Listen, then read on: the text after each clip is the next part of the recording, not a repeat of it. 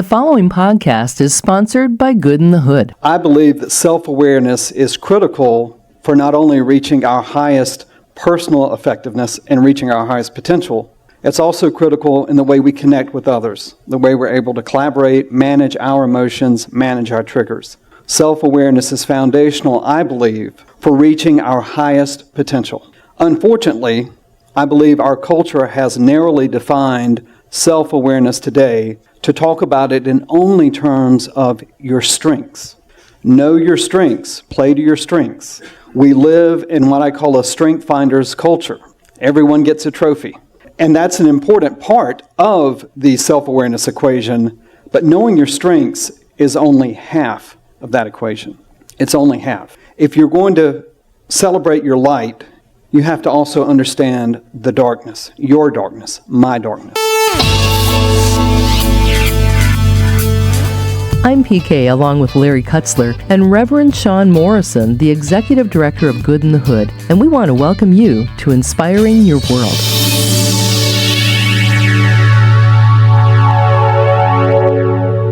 Sean, in our world today, we see so much unteachableness, if there's such a word.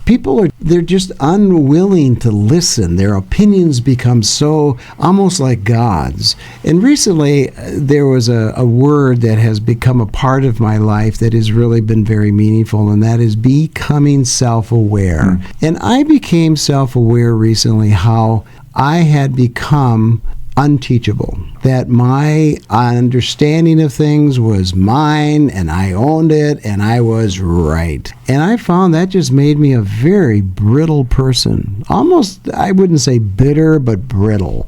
And it was like me against the world, and it brought me into a very negative attitude. Have you experienced that in your encounter with people, and how do you deal with that? Yeah, great question, Larry. I think we all do, actually. I think at times we are stubborn. A man who hardens his neck after much reproof will suddenly be broken beyond remedy, it says in Scripture. And I think that brittleness becomes because when we are resisting somebody, we posture in a kind of a stubborn mentality, and we're no longer pliable and flexible of spirit.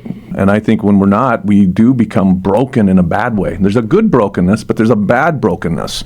And that bad brokenness is what happens when we are not teachable, when somebody's trying to invest into our lives and we refuse it, we resist it, and we go our own way. You know, I often say this is, and I think this is true of everybody, but I like to kind of tongue-in-cheek say, I agree with my own opinion 100% of the time. And of course, we all do, but the key thing is to have the self-awareness to realize when we're so full of ourselves that we have to abandon what we previously thought as our opinion for a better way. I've even, used the illustration that God's voice sounds just like mine when I want my own way. And how often we even will manipulate outcomes and validate it by supposedly saying God showed me, told me, or however we want to say it. But it's us just trying to assert ourselves and not be teachable, not be pliable, not be willing to be led, but we're just going forward like a bull in a china shop, and we're just making mess around us and in our own lives. Well, as a leader, Sean, it's pretty difficult to lead people and not be teachable. I mean, we have to be working with others on a continuing basis. We have to be concerned about, feelings and emotions and input from other people. And so many leaders are so unteachable. It's either my way or the highway. So how do you go about being a teachable leader and yet still leading? Yeah, great question. I don't know that I have a clear answer on all of that, but I do know this, you're right. Leaders who are not teachable make a lot of mess, number one, and they're not always aware of the mess they're making until it's too far gone, because people like to trust, and they'll trust sometimes a little too far, and then finally the leader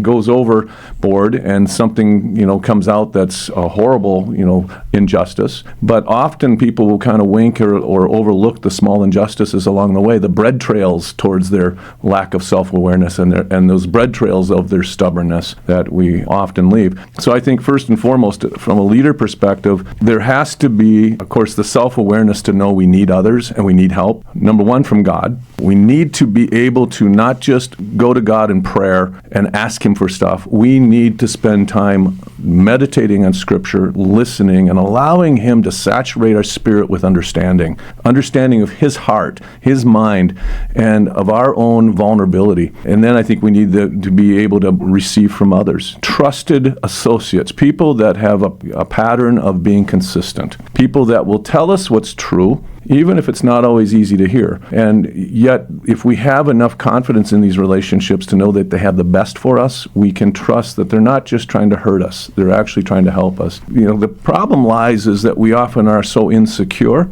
that we're afraid to reveal our vulnerabilities, our weakness, our lack of knowledge, our lack of understanding, our lack of maybe true, healthy perspective. And so we just kind of, as someone once said, fake it till we make it. And sadly, we don't usually make it then. We just make mess.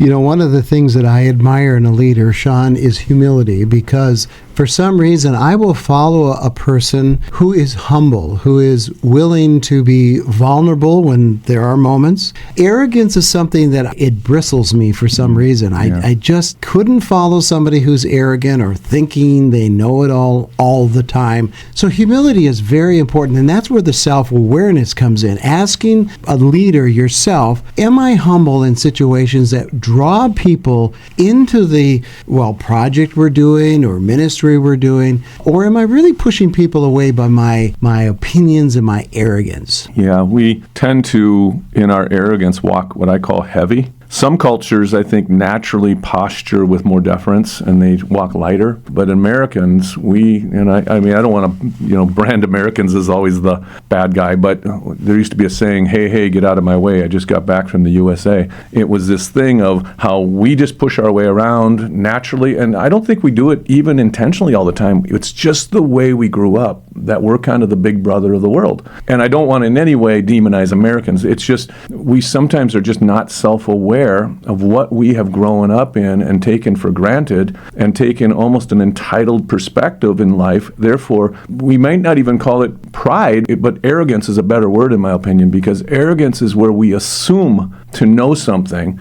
assume we're right. We don't even question ourselves. We just kind of move forward with this basic assumption that everything we're doing is somehow the right way, the best way. And I think the key thing there, you mentioned humility, is to have the humility, not necessarily that we see our wrong, but we ask ourselves, is it possible that we might be incorrect? And that humility is golden, because when you posture there, God says He gives grace to the humble. And all of a sudden, He will provide us that promised grace, because we postured as not know-it-alls, not as entitled, but as somebody that goes, I naturally do this, and I may naturally even walk in arrogance, but because I'm self-aware of that possibility, I'm going to ask God for my eyes to be opened and ask Him, is it possible there's a better way, another way that's not my own? The difference between humility, though, and humiliation is very interesting, in my opinion. Humility is when you do it by choice. Humiliation, when it's done to you, both end in a place that you are basically brought low. One's low in a nice way, in a kind way. That's by the grace that God gives us in humility, and the other one's you brought low by kind of a destructive process. One of the harder things to do for any leader is to admit I was wrong and to say,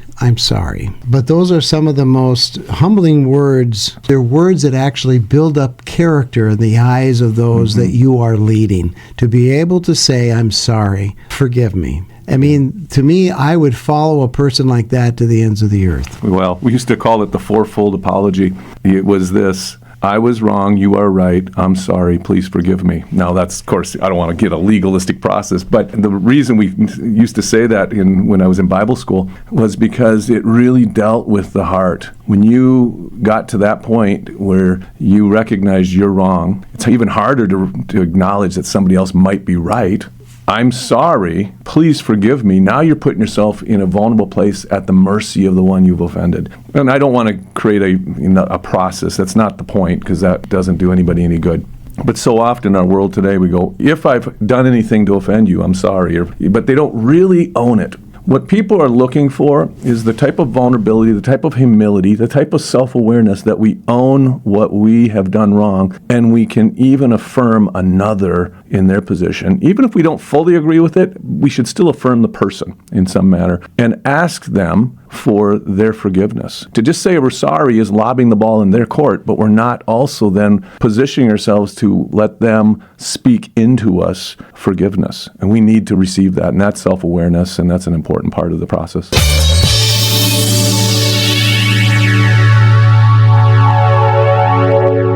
Society around us has conditioned us to believe that humility is synonymous with weakness, but true humility is one of the universe's greatest strengths.